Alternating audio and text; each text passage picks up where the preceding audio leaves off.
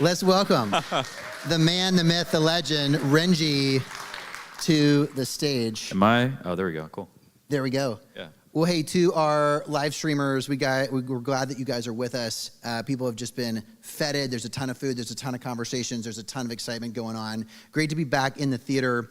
My name is Evan Baer. I'm a venture capitalist by day here in Austin, Texas, and get to be friends with Renji and have followed along for this journey. And I love founder stories. I am involved in a lot of projects around the idea of the man in the arena, the great Teddy Roosevelt quotation. And I won't bore you with the whole story, but one of the things I love about that speaks to a lot of Renji's character is, remember that Roosevelt talks about the importance of being in the arena, and kind of unfortunately for all of us, the man in the arena doesn't always win, right? You end up bloodied and tired and with dust and marred on your face. And actually, we're not promised victory in that at all. And what he contrasts, though, is the critic, right? The person on the sidelines. And the reason that it's important to be in the arena trying hard things, even if all you know is failure, is that the critic actually knows neither victory nor defeat. So I know we're all rooting for a day today, a future of victory for this company and the projects that we're involved in VR. But just be encouraged. You guys are not critics. You're in the arena, and Renji's certainly that way too. So he asked me, it's really fun to be in this conversation, to give a little breathability. There's been a lot of facts and details and partnerships covered this morning. Gave you a lot of broccoli about the product and the innovation that these guys have pulled off. But we want to just have a conversation a little bit about Renji's story, a little bit about the making of the company, to invite you guys into the journey. It's a really wild journey. And just to kind of kick us off, it's pretty amazing the hardware, the announcements that you have out this morning. So as you guys know, this device is about the third of the weight of Apple Vision Pro and higher resolution. And I just still don't even understand, how does a startup with very few resources remotely begin to compete with a $1 trillion business that is Apple? When thinking about companies like Apple, Meta, and others, I don't know, as a startup, I think that because we are so focused on one particular problem and don't have to worry about the problems that companies like Apple and Meta have to worry about, we get to be so laser focused on one particular problem. So an example would be when I did approach some of these tech giants to work on a work headset and build that so that we wouldn't have to, their response was, but we have tens of thousands of game developers we have to worry about. How do we build a headset that's just for work and doesn't work for them, for gaming? And I'm like, it's a good question. I guess you can't build this headset. The incentives weren't aligned. And so when I think about Apple, for example, it's being run by Tim Cook, who's more of an operator type. He's not like the entrepreneur like Steve Jobs or Steve Wozniak, where like he's not the innovator necessarily. And so he's not necessarily, I don't think he's a super huge fan of spatial computing, I don't think. I think it's more, the business kind of needs it. I said I'd be here for another 2 or 3 products before I leave, so, whatever. I'm down for this thing. And so, I just don't know that the heart is there behind that. So when it comes to building a separate product, like, look, Apple has way more money than us. Meta has way more money than us. It's not but that shows you it's not a money problem. It's a focus and desire motivation problem, right? Meaning, if a lot of these tech giants don't care to solve this particular problem of building a headset that is relevant to those who need to work in VR, if that makes sense, which I know a lot of people don't even think they need to work in VR, but I think once you try it, you get hooked, right? Actually, the vast majority of our users are people who have never actually used VR before. And so it's cool to see people like, and it's because of COVID, right? Like the timing of it all. When I think about the way that we compete with Apple and Meta and all these sort of tech giants, I mainly look at their incentives. If they're not incentivized to compete with this type of product yet, until they see that it's working, then cool, I have a window of time until they respond to us being successful. If we're able to do a good job with this product, then we'll have the privilege to compete with them. If we, in the next year, sell 100,000 or 1 million devices, or whatever it is, then Meta or Apple might be like, I noticed that thing over there kind of in the corner. It looks like it's kind of interesting. We'll take a look at it. And it might be another year or 2 before they start competing with that, if once the revenue makes sense. I want to push you a little bit on this. Hardware is one of Apple's specialties, and even every new iPhone that comes out has some crazy 10x improvement in pixels or the camera function or whatever. They are known to produce incredible leaps in hardware. When the news is out about the weight, let's talk about the weight in particular of your device, what do you think the Vision Pro engineers, what do they say to each other? Like, dang, how did they come up with that? Or like, oh, we knew we could do that too, but that was bad for this reason. Or like you're a third of the weight of $1 trillion company's leading product. What is going on? Yeah, I mean, I think that the latter of what you said is actually what actually does go on behind the scenes of like, yeah, it's 180 something grams, but it's because of XYZ, XYZ, XYZ, and we don't want to make those decisions. And so it's like, okay, well, the reason why they don't want to make certain decisions. So for example, let me just go through a mental exercise, right? For them, say, for example, they're optimizing not just for work, that's one of the use cases, but also entertainment and gaming and other things maybe. They might say, well, Renji and his team they left out, this component and that component and this component. Those are all so important for these other use cases. Well, we'll see how it pans out. And so that gives us another year or two to keep proving out, well, we believe those components don't matter. And then once we kind of give Apple a reason to take this more seriously, then they will. So my point is that I don't think that they have to do what we're doing. I don't think that Meta has to do what we're doing. I don't think that people have to create the world's lightest headset unless their customer needs that. So if their customer is like laying down in bed watching Disney Plus on their ceiling with a 3D television on the Apple Vision Pro, maybe it's not okay that it's 650 grams, but if they get down to 400 something grams, I think that that's fine. It doesn't have to be 180 grams. We'll get into a little bit of the making of your story, but this is a huge day for you guys. I imagine, did you even sleep at all last night? 30 minutes, it's so bad. 30 minutes last night. Okay. And it wasn't in bed, it was like literally on my desk. Me and a couple guys at the office, yeah. So you roll off your keyboard and you've got the mark on your forehead. Are you like coffee, Red Bull? Like what was your morning? How are you alive right now? Yeah, I don't know. By the grace of God, man. Like I don't drink coffee. I think part of it is, honestly, for the past 2 weeks, so our team has been trying to jam pack so much for this event, and feature-wise, and we knew that there was also risk with that there would be some software risk. If you're putting in too much in these demos and our team always tries to go above and beyond, well, yeah, there's risk of firmware crashing, there's risk of delays, and there's risk of, even just doing a public event with hundreds of people wanting to demo the thing, as opposed to, we'll do one-off private events. Oh, this one flopped. Okay, well, for the next one, we'll be good. We decided to kind of go big or go home on this. Sometimes it pans out, sometimes it doesn't. But the fact is, my team does not give up. They're literally behind the scenes right now continuing to code. And so no matter what, they're going to figure out a way to make this work. And that's how we've been around for 7.5 years, even though the odds have always been against us.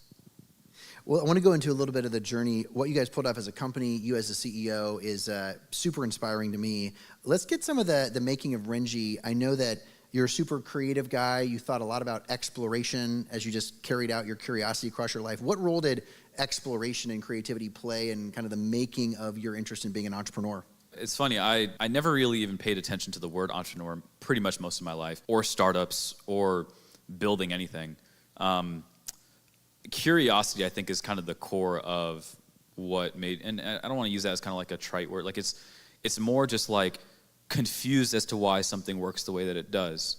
And so in my childhood, whether it be like staring at an ant, or like whether it be like, playing a video game and just confused as to how the dots on the screen move, and then trying to solve that problem, trying to solve that for my own brain that's confused and try to fix that problem of no longer being confused. You then extrapolate that and kind of amplify that over the course of years. I mean, for me, I think a lot of where I ended up landing, and as far as the startup and stuff, is a lot of it was just coincidental. Like I didn't really, people here in the audience know who a couple of you who out here know me more personally, know that I was pre-med in undergrad. I wasn't focused on building businesses. I had no exposure to that. Like we don't really have business people in my family. They're more kind of medical kind of focused, and I was pre-med in undergrad. I did math and computer science for myself because I knew that I really liked technology and video games growing up. And so I was like, all right, well, let me try to see if there's a way to fuse like medicine and technology together. Maybe something like robotic arms or something, robotic prosthetics or something. But very quickly, as soon as I got my first job as a software engineer, I knew like I wanted to build products. I knew that I understood how human psychology worked, human psyche, and really sort of when a person talks, you can really understand their needs and their desires, and then how do I build a product to solve those problems? So when it comes to building Immersed, like the intention was never to be an entrepreneur. It's such a weird word to me. Like the vibe I get when people use that word is more, hey, I work a 4-hour work week and all my employees do all the work for me. For me, I have kind of a polar opposite perspective of, well, there's a reason why I only slept 30 minutes last night. It's because my team got to sleep 1 or 2 hours. So for that means like if they're up, I'm gonna be up more just to make sure that this thing goes the way that it needs to. The mentality I always have is I love the movie 300 because when I see the way that King Leonidas leads his team, he is in the front lines. He is the one fighting. If there's a line at the end of the movie where someone said, it's a very weighty phrase. He says, it was an honor. It's an honor to die by your side. One of his soldiers says that to him as the king, and he said, well, it was an honor to have lived by yours. And it's such a heavy thing to think about. Man, this is a tough, difficult journey, but doing it alongside the people that I get to, it really kind of reinforces into me, like, oh, wow, like we are really on a mission here. Us competing against someone like a Meta or an Apple, if you want to even call it that, because they're not building work headsets right now, that's not going to come easy. We are not entitled to that win. And likely we won't succeed at that. But if there's ever a team that can potentially pull that off, I think it's this team because of the types of people that are on this team. So, yeah, all that to say, I'll kind of wrap it up here by saying, when it comes to entrepreneurship, I don't know that I identify myself as that. I think for me, like, I'm a person who really loves building this headset, not only for people out here who want to buy it, but also for myself first and foremost, but also because of the team that we've kind of set up here. It's the type of people that they really enjoy this journey more than just the end destination. When you think about great military leaders throughout world history, obviously what's at stake is their lives, their nations, the nobility, the courage of their leadership is sort of self-evident. Play that out for Immersed. Like when you're motivating yourself and motivating the team, how on earth is this even remotely like winning critical battles that are relevant for the future of nations? Yeah, I mean, I think that even on a personal level, like the way in which this company was funded, for example, was not the typical, Sand Hill Road venture capital route. It was Immersed to date we've raised by God's grace something like $18-ish million. 14 million of that was from users and followers.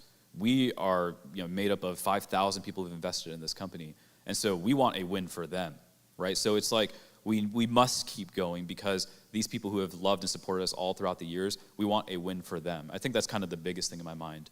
For us, for the past year or so, we've been trying to figure out, okay, is there a route in which we can go public with some of these different entities that we've been talking to, and like just to get a win for some of our early supporters, and then also to be real, even to free our team to just now, with a clear conscience, go ahead and just start taking even bigger risks, right? Because we, as risky as some of the stuff we've done thus far might seem, we've had to really hold back, right? We've had to really be as frugal as possible and be very calculated with which bets we're going to take because it's investors' money, right? And so, yeah. Okay, so I hear you. Return on equity, it's important. You take money from people. Grandma gives you $1,000. Nobility in returning that cash. Your fans, your friends, whatever. I hear you. Okay, but like, there's got to be something deeper there. Like when you think about sort of the virtue in the overall grand narrative of what Immerse is trying to do. Yeah. Like what lands on your heart in a way that, in your vision of the future, this is a really important thing for human flourishing? Yeah. Well, two things. I would say. The first thing, just to kind of bring that last point home, is I think because my family is an immigrant family coming from another country, and like poverty is a huge part of our story, all of that, that makes me want to steward the investment so well. Because I'm not the type of person who can go to my rich uncle and grab $1 million real quick. That's not a thing, right? Like there are immigrant families all around the U.S. who put in, say maybe $2,000 or $3,000, but that might have been all the money that they had. And so for me, it's like, man, that's a lot more than if I were to get $100,000 from a VC. I'm more okay with losing. When it comes to immigrant families or users who might have a part-time job, they're just really fanatical about VR. Like, man, I got to get those people's money back, and I'd love to multiply it. So that's kind of to make that seem less about, oh, I like building companies, I like equity, blah, blah. Like, no. For me, it's more about the mission of what we're building here. But then when it comes to human flourishing, for example, I don't know that I trust a world where the current tech giants continue to go in the same direction that they have been for our kids, so to speak. Meaning, if you look at the culture of where our kids are at, our kids used to want to, or we used to want to become an astronaut when we grow up, and now our kids want to become YouTubers. And it's not inherently evil or inherently bad, but the fact that kids these days have a 2-second attention span, right, less than a goldfish, and they just really struggle in a lot of ways to just thrive as humans. I'm like, man, I mean, all of us can point that back to the way that social media has mainly been milked for the sake of money as opposed to for the sake of human flourishing, right? So when I think about the mission that Immersed is on, well, we have a very unique ability to be able to retrain the human mind, right? Meaning, when you're in a virtual spatial computing type platform and you have a headset on and you're just focused on your work. I mean, we have high schoolers who have ADHD who use our app in order to get homework done. Otherwise, they don't do their homework. And so they put on a headset. It's almost like Bose that helps you focus, but for your eyes, so that you can also just tune out the rest of the world and just get your work done. Whenever I have to get work done, I have to tune people out, my AirPods just don't cut it for me. I have to put a headset on. And so what that does is it allows me to be more productive. I'm able to get 8 hours worth of work done, or a typical 8 hours worth of work done within an hour and a half or something. It helps accelerate my ability to get things done. And so we want to continue to allow sort of not even just the world at large, but even just the U.S. Like I just having working on hardware and stuff, kind of seeing how, man, there's so many diligent workers in Asia, for example, and then in the U.S. it's like that doesn't necessarily seem to be the case. Like we're not really competing on that level. Like, man, is there a way that we can almost retrain the more sort of passive American mentality more towards a naturally studious and sort of a high energy, high activity type of mind? I think that mixed reality, I don't even want to really call it AR, VR, it's really just a mixed reality, really, whether you like it or not, stimulates that. And so once we start realizing, I mean, you talk to, I'm sure some of our users out here will tell you the same thing, who before they were working in Immersed, they just had, just like a regular everyday person, but as soon as they start using the application and they sort of saw their own personal ability and progress improve, I mean, I want more people to experience that. The hard part is, well, the way that it looks from the outside looking in, it looks kind of freaking weird. And so if you can make that more palatable, make it more approachable, that's something that, okay, now everyone can really benefit from because we packaged it better where they would be willing to receive it. It's funny because in my mind, I see the device and I think of the applications, and it feels a lot like Apple Vision Pro, and so my head goes to like more screen time. Play out this analogy. So I don't know about you guys, but I've been following sort of the RFK critique of pharma and big food and that whole space and the history of the commercialization of food. And just as you're saying this, kind of makes me think that the sort of modern capitalism industrial complex, lowered COGS, increased prices, drove greater caloric consumption, cheaper ingredients, resulting in, I think, 60% of Americans are metabolically dysfunctional. And you might make a similar critique, a la John Haidt, on traditional screen devices. And even though yours looks like a screen, is it sort of like the analogy is like, this is the low glycemic index healthy food product for your brain? Like, we're dealing with a ravaged American population, maybe a global population, as a result of how companies organized and delivered products. And there's some version of yours is kind of in the same family, but it's kind of a redeemed vision of that has a bit of a rehabilitative component. Does that land with you? Yeah. So I guess another way you could put it is, imagine if you could get 40 hours worth of work done within 12 hours. That's the way I'm thinking about it. So sure, maybe call it more screen time. I call it less screen time because it's just more efficient, right? So I think that technology has been overall net positive, I think, for the human race. But when it comes to the way in which today's sort of, I would say, corporate America type employee, they're about 40 hours a week. They're 12 hours productive because they're just kind of going at 14% every day, every hour, rather than just like giving it their all for just like 10 hours straight. For me, it's more, how do I leverage technology to get us back to a point of being efficient with our work, and then whenever you're done with work, you can then spend time with family and be focused there because you did a good job. But do you worry, we're all insiders, we've seen The Social Network, do you worry that you would have a Zuckerberg-style moment of, I think one of their inflection points was around, are we driving for time in-app and ARPU and how do we monetize? We monetize with ads. So they had a decision that they made that resulted in the trajectory of the business. Have you seen any of those moments already? Like McDonald's has a new McFlurry 3,000 calorie drink they want to sell ads for in Immersed. Or like, do you have moments like that you worry that the business model may exert ethical challenges about where you want the company to go? So far, because of the types of people that we have in our leadership, whether our board, our company, whatever, so far, all of those individuals don't like that. Meaning, like, if we do a good job of putting the right leadership in place, the company's going to head in the right direction is how I feel. I think that when you have characters that care more about money than people's well-being, they're going to make those types of decisions.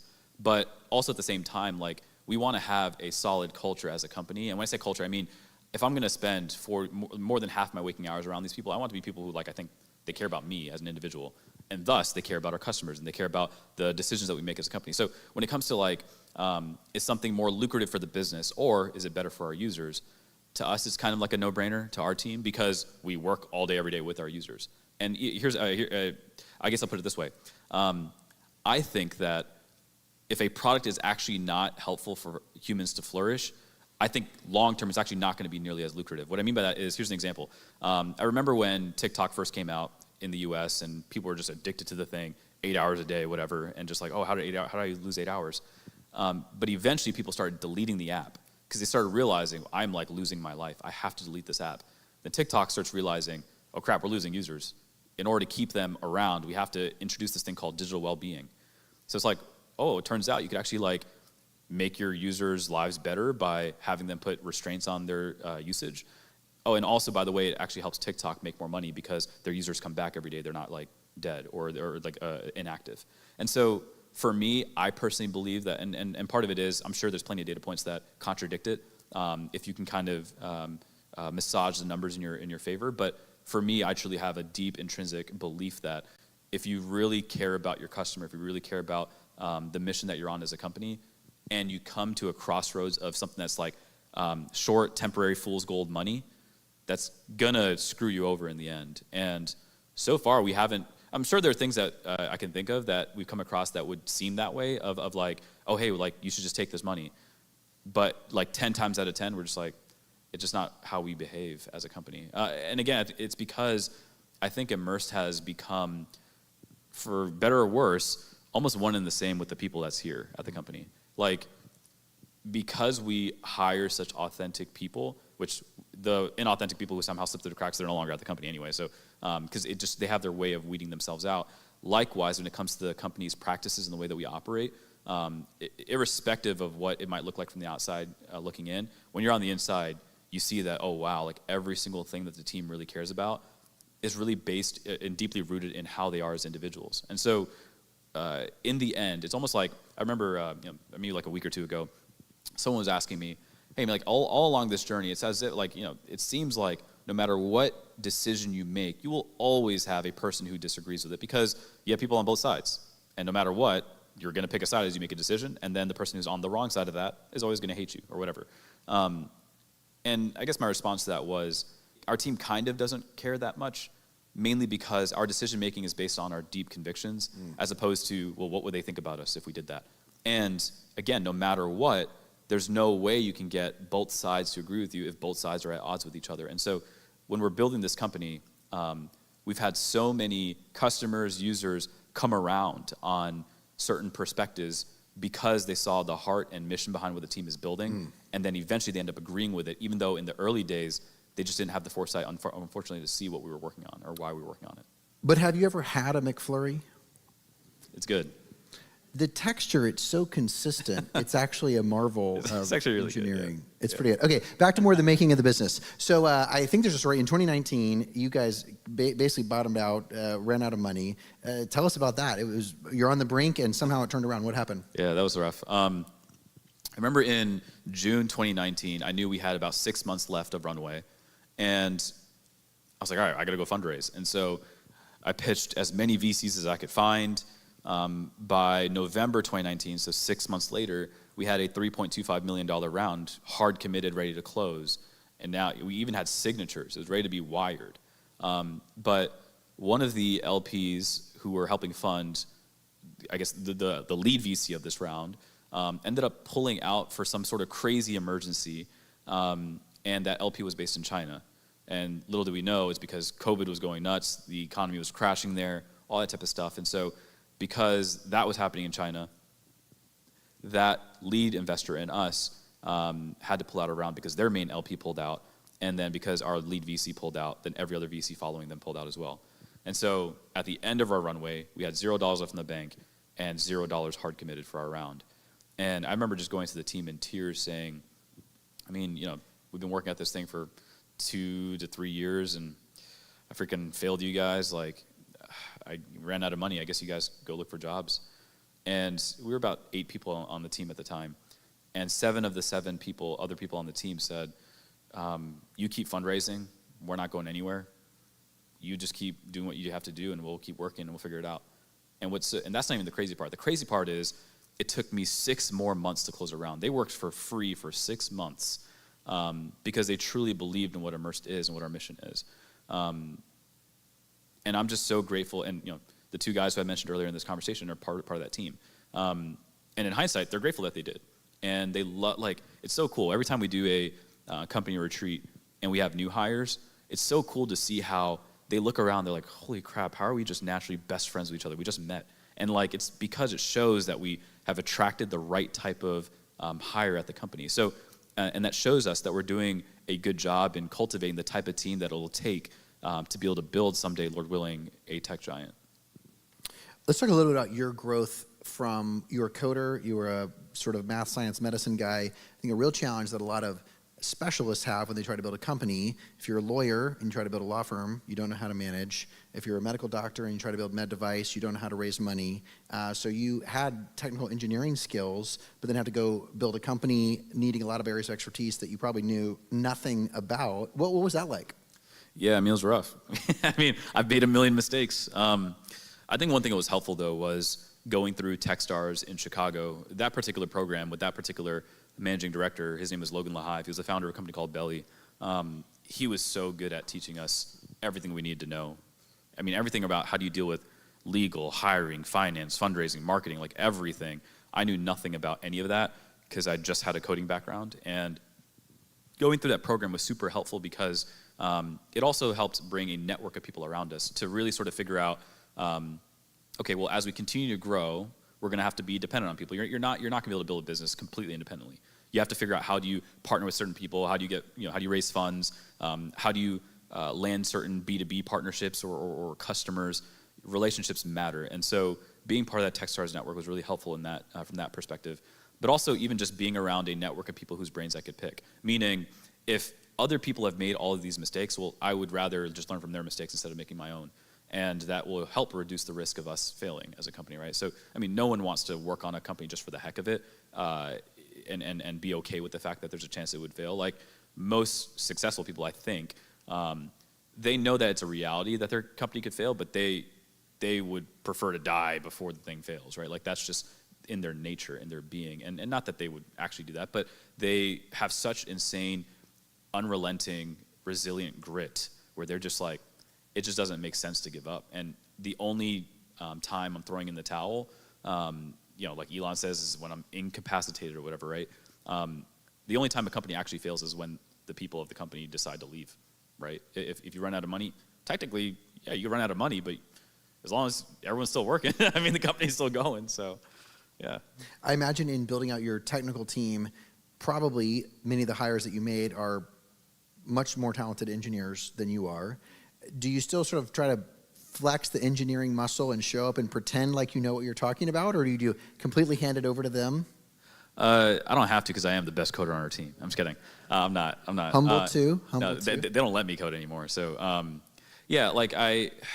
one thing I realized is I'm not the strongest coder on the team I would say everyone on the team, they're good at their own thing, kind of in their own areas. I think I'm the strongest on the team in getting all of them to agree on something, right? So it's really just how do you get these beasts in their own respective areas to come to a consensus and go in one direction. I think that's kind of my skill set. It's me translating between all the miscommunication on the team because this person speaks and codes that language and this person speaks and codes that language.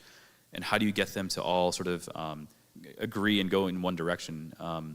Yeah, and so I think that excuse me, when it comes to the team, even just them having any level of respect for me, my guess would be because, number one, I understand them. Like I speak a little bit of their language.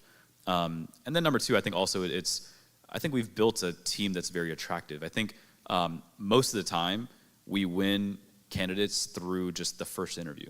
Like as soon as they talk to our team, they're like, crap, this is crazy. And they're like, I've never been on a team like that. And I think that's one of our biggest assets as a company. It's having a team of people who are so brilliant. And at the same time, like we do, I mean, this sounds kind of crazy, but for every one engineer that we hire, we'll have screened about 400 people. Of the 400 people, we actually do interviews with the team for about 60 of those candidates. Of those 60, we actually do a coding challenge with about 10 of them, and of those 10, we pick our favorite one, culture fit.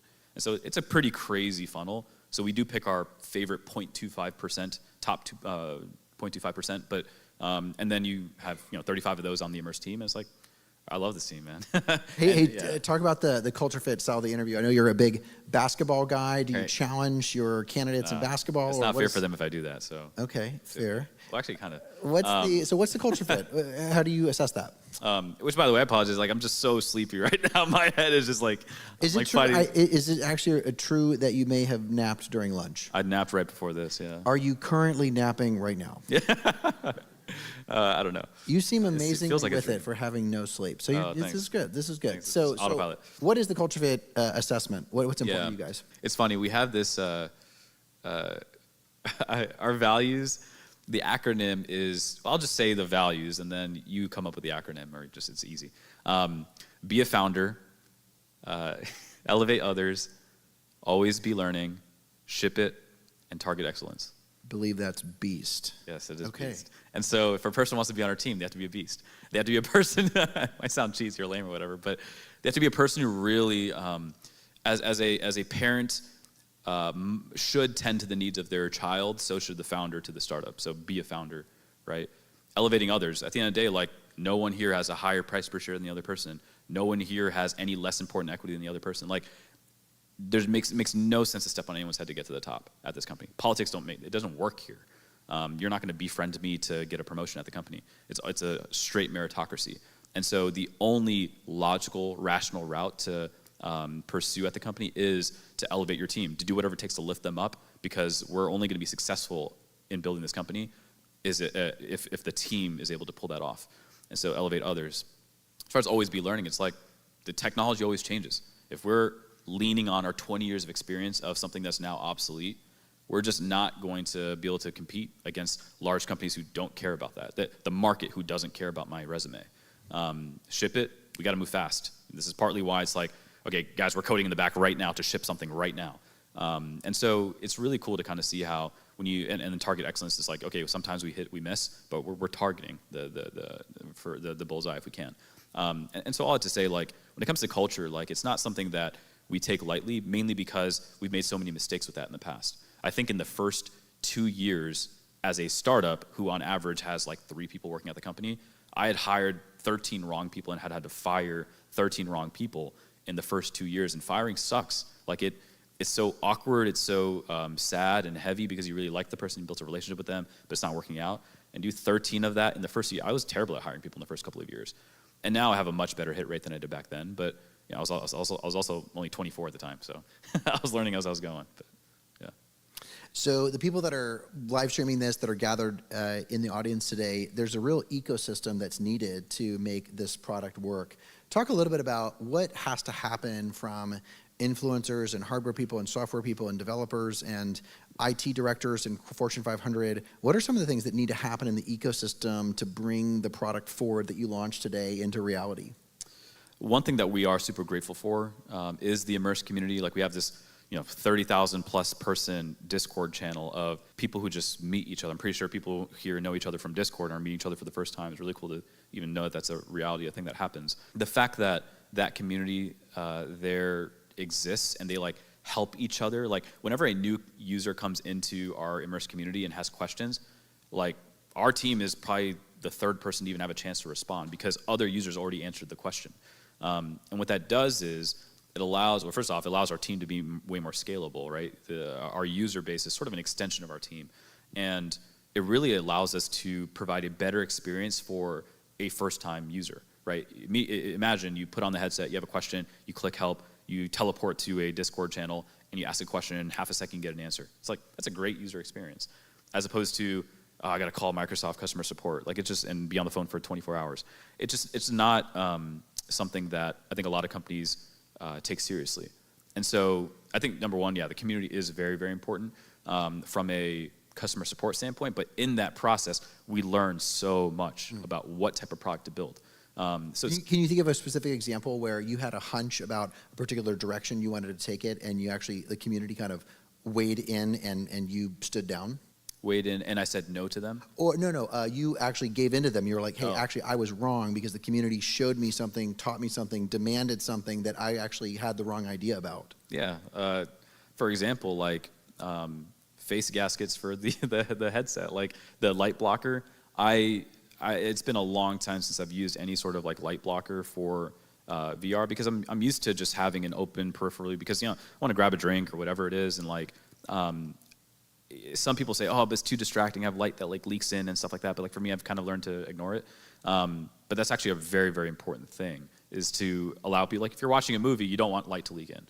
And so though I personally don't use it nearly as much, I think actually most people do use it. And so I'm the anomaly. I'm the outlier in that situation. So being able to get access to data like that at scale and feedback is helpful to make a better product for a broader user base. But I'll also say that I am fortunate in the fact that I started off being my own customer. So I probably have less occurrences of that than other founders. When you think about the hardware that was announced this morning, can you pick one specific detail that you just kind of nerd out about or like are really proud of? I think honestly it's the design of it, like how beautiful it looks. I think that a lot of companies really deprioritize that. And look, like the Apple Vision Pro is a beautiful product, but most people, like though it looks really good, if you hold it in your hand, you're like, wow, this is like a Tesla in my hand. It's pretty crazy what Apple's pulled off with that thing. But again, most people wouldn't want to wear that in public. And so I think the biggest accomplishment really is how the visor looks. Like and I don't know if he's in here, but like there's a designer in here who worked really closely with us to pull that off. And before that though, he had been tasked with coming up with 10 propositions, 10 designs. And when he gave 10 designs, I literally said no to all 10 designs. Tell us about the worst. Like how bad was it? What was like a really silly one? Well, were some more like kind of like Terminator, like Google Glass, like they? Yeah, I was gonna say like it's not really his fault because there have been so many bad examples to follow, right? And so even whenever we interview someone from like Magic Leap, it's like I'm not really trying to hear about your failure, like because it wasn't a good case study. And so when it comes to coming up with the different designs for it, what examples do we have? We got HoloLens, we have these different types of glasses and headsets and things like that, but those things already haven't been able to get people to work with the headset on at scale. Right. And so the guy we've been working with on the design side of things like already didn't have much of a precedence at all, so had to come up from scratch. So I would say, to answer your question of like what's the, I don't know if I can even remember them. I dismiss bad ideas so quickly. It's not worth. Yeah. Well, it's interesting. The Apple Vision Pro. The thing is so beautiful. If it's like sitting on the table, you look at it. I mean, the stitching, every piece of it's so beautiful. Yeah. But it does seem like a very alien thing to have on your face. So it's like Tesla's beautiful. You don't put it on your face. So like, what were you actually trying to design for? Like, did you want it to look like sunglasses so it felt like something that people are used to seeing, or? I knew it would be slightly different from sunglasses. I think the downside to going straight for a sunglasses form factor is, well, that means it has to be completely see-through, right? And that means that you have to use something called, bird bath optics, or kind of more like augmented reality glasses, rather than having a lens with an actual screen, like a display in there. Right. So for the problem with straight glasses today is your field of view for the size of your screens is like 30 to 50 degrees, very, very small. But if you use more of like a virtual reality, mixed reality approach where you have like a screen in there, that actually allows you to get closer to about like 100 degrees field of view, if not more, for some headsets, right? And so that's why I decided, man, I think that at least for now, we need to not create full-on glasses. But if there's a way to find, to get the benefits of what AR, VR, or specifically VR offers in a glasses type form factor, and that's why we ended up, acquiring the domain Visor.com, which is a story in and of itself. But really kind of crafting that narrative. We want this to be a thin, sleek visor type device. And the number of times I would hear people talk about that the past 7 years, but no one actually build a visor. I was like, all right, well, we got to build that visor that everyone's been talking about. Wait, can you tell us who owned Visor.com? Who owned it before we did? Who owned it? It was some kind of accounting company. It was like some random, I think it's like advisory or something. I don't even know what. They had Visor.com, and they wanted $2 million for it. I was like, yeah, we can't pay $2 million for it. But over the course of 6 months, we got the price way, way down. And the morning of the Apple Vision Pro announcement, they still hadn't transferred the domain to my name. So I was like sweating bullets. I was like, oh, crap. This afternoon, they're going to get multi-million-dollar offers for Visor.com. And an hour and a half before the Apple Vision Pro was announced, it transferred to my name. And that afternoon, I got multiple multi-million-dollar offers for the domain. I was like, all right, thank God that got transferred to my name. And obviously, we didn't sell the domain. We kept it because we believe that Visor itself is going to be much more successful than that. But example of a fool's gold thing. I could have said yes to that and just flipped the domain, but that's not the point. The point is the mission of what the company's trying to accomplish. Two final ones here as we wrap. We're coming up on time. So you and your team have been really in the arena, close to a decade now, taking a lot of punches. How have you endured through that? Any ways that you try to find rest or recuperation or ways to help you endure what's clearly a marathon and not a sprint? Yeah. I will say there's a lot of tiring sprints for sure along this marathon. I will say, this is not popular at all in the tech world, but honestly, finding rest in the Lord, for me, I've always searched in my entire life, searched for answers, searched for ways to find satisfaction in something, and everything falls short. And I think that whether or not you believe in God, this is kind of between this, your own personal thing, and this, religion aside, just like finding peace with your Creator, whoever, whatever you think that might be.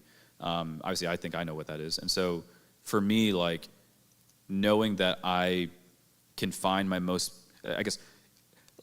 all my stress gets relieved, almost relieved or just washed away in that moment, because this is the most high stress job I've ever had in my life.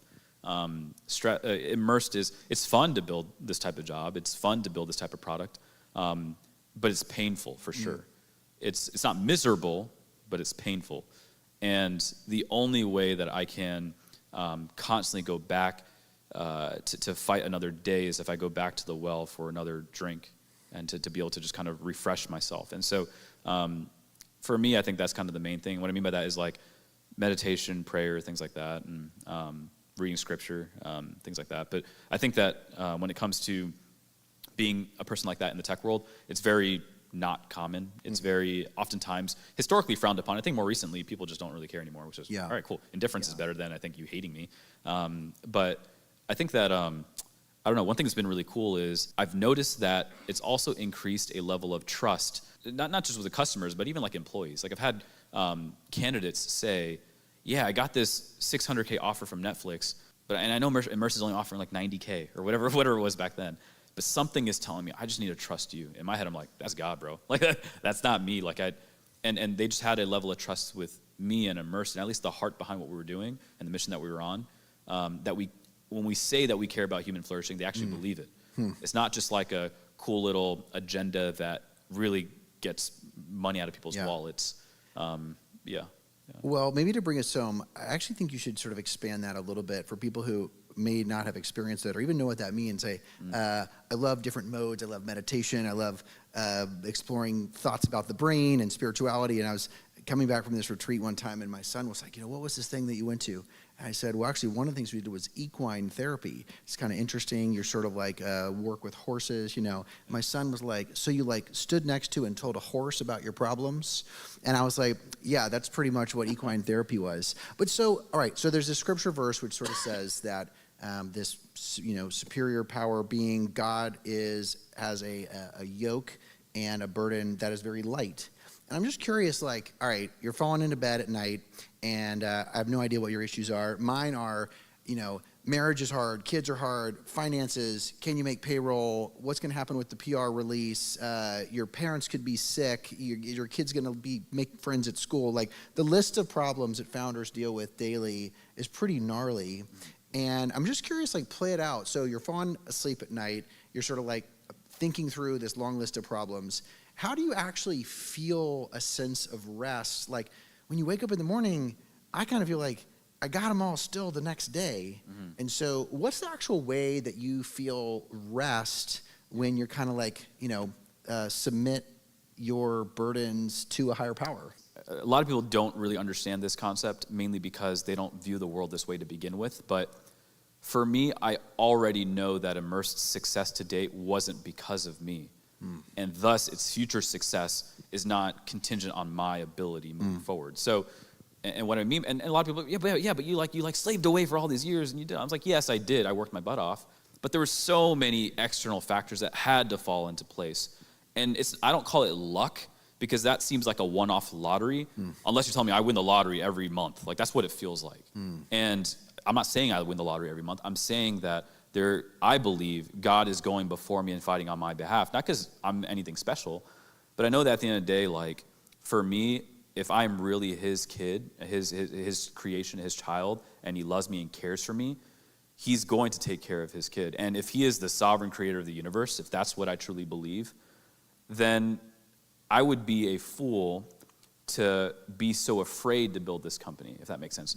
What I mean by that is, if I am so anxious and afraid all the time because of how tough and difficult this is, and I don't know what's going to happen next, and are we going to have money, or are we going to do a good job building a good product? If I have fear all the time, what does that communicate to the world about how I think, what I think about God, right? Like, think about it this way. Say your kid, your son, is at a soccer game, and he's just afraid he's going to get whooped. And you're like, I'm staying right here. You'll be fine. Just I'll protect you. And your kid's like, yeah, but who are you? Right? And you're like, what? I can beat these little kids up. What are you talking about? I'm here. I'm going to protect you. And if your kid, no matter what, just will not believe you that you will take care of him, well, I mean, in the same sort of way, if God truly is the all-powerful sovereign creator of the universe, and I am his kid, and he tells me, hey, I'm going to protect you forever, well, if I'm fearing all the time, well, either I don't believe him or I think he's a wuss, which is not what I believe. And so when it comes to building this company, when it comes to anything that we ever do, I know that I can always go back to the Lord, because he says specifically in Scripture, all things work together for the good of those who love God and are called according to his purpose, right? Or another one is, cast your anxieties on him because he cares for you, right? He even talks about how, was it Philippians 4, 6 through 8, about how he says, like he asks you, like, to not fear and to just cast all that on him, because he's going to be the one who can ultimately give peace to you. He's the one who ultimately can give you satisfaction in ways that your company never will, in ways that your teammate, when they say, it'll be all right, it's like, well, how do you know? You don't, you're just a human. And so, anyways, all that to say, when it comes to building this company and refreshing and all these things, I think it's not easy to build a company, but it's easier if you know that every single time you take a leap off this ledge, the Lord's going to catch you. How much easier is it for me to leap? If I truly believe that. Call me delusional, but that delusional person is taking more leaps and somehow landing. And so, again, I don't call it luck, because luck just seems like a one-off flippant thing in the wind. And I forgot who it was. Maybe it was like Naval Ravikant or something. He talked about how, like, okay, well, then why do the lucky ones keep constantly getting lucky? There's something there that's happening. And I think that every single person on the team, there's not very many Christians at Immersed, but for those who are not Christian at Immersed, I think one thing that they've noticed over and over and over again is somehow this thing is still afloat. And somehow this thing is still continuing to grow, and somehow I guess it's God who's taking care of Renji and the team. So Again, the reason why it's easy for me to say that, yeah, praise God. The reason why it's easy for me to say that is because I already know it's not me. Does that make sense? And the reason why, yeah, I mean, there are times where I'm like, man, I really hope that this company is successful. I really hope we can deliver this product. I really hope we can give people a return on their investment. But it's not in my hands. It already wasn't in my hands. And it never will be in my hands. There's a metaphor that lands for me that I like because it applies for people that are theists, it applies for people that believe in nothing, for people that believe in the universe manifesting, but it's something like our work is to build an amazing sailboat, to craft the boat and to polish it and that it's beautiful and the sails are set to understand how the wind blows. We set the sail, but there's some other force that's blowing the wind. And if you can believe that, whether it's through religion or something else, you kind of can release things in a way and just really enjoy the ride and recognize the beauty of the wind. You had to make an amazing boat, and then you had to be excited to be on someone else's journey.